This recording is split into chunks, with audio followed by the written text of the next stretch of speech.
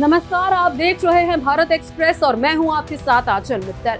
स्वामी प्रसाद मौर्य के बयान पर ओपी राजभर का पलटवार, सेना की कार्रवाई की सराहना की। जम्मू कश्मीर के पहलगाम में हुए आतंकी हमले को लेकर चल रही सियासत अब और तेज हो गई है। अपनी जनता पार्टी के अध्यक्ष और पूर्व कैबिनेट मंत्री स्वामी प्रसाद मौर्य के बयान पर सुहेलदेव भारतीय समाज पार्टी के नेता और यूपी सरकार में कैबिनेट मंत्री ओम प्रकाश राजभर ने तीखी प्रतिक्रिया दी है। बस्ती जिले के दौरे पर पहुंचे राजभर ने मौर्य की आलोचना करते हुए केंद्र सरकार और भारतीय सेना के कठोर रुख की प्रशंसा की। ओपी राजभर ने मीडिया से बातचीत के दौरान कहा कि प्रधानमंत्री नरेंद्र मोदी ने देश की सेना को पूरी छूट दे रखी है, जिसके चलते सेना ने दुश्मनों को उन्हीं के घर में घुसकर करारा जवाब दिया। उन्होंने कहा कि ये कड़ा कदम था और इसका असर भी साफ दिखाई दिया। राजभर ने साफ शब्दों में कहा कि देश की 140 करोड़ जनता सेना पर पूरा भरोसा करती है और बाकी बचे आतंकियों को भी जल्द ही पकड़ लिया जाएगा।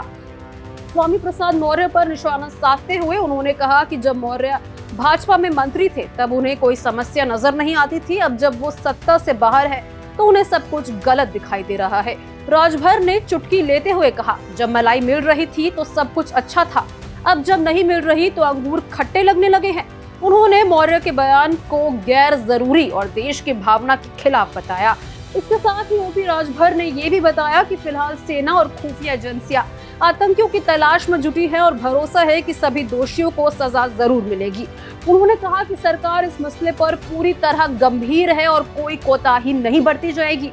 भ्रष्टाचार पर भी राजभर ने अपनी बात रखी। उन्होंने कहा कि प्रदेश सरकार भ्रष्टाचार के खिलाफ जीरो टॉलरेंस की नीति पर काम कर रही है।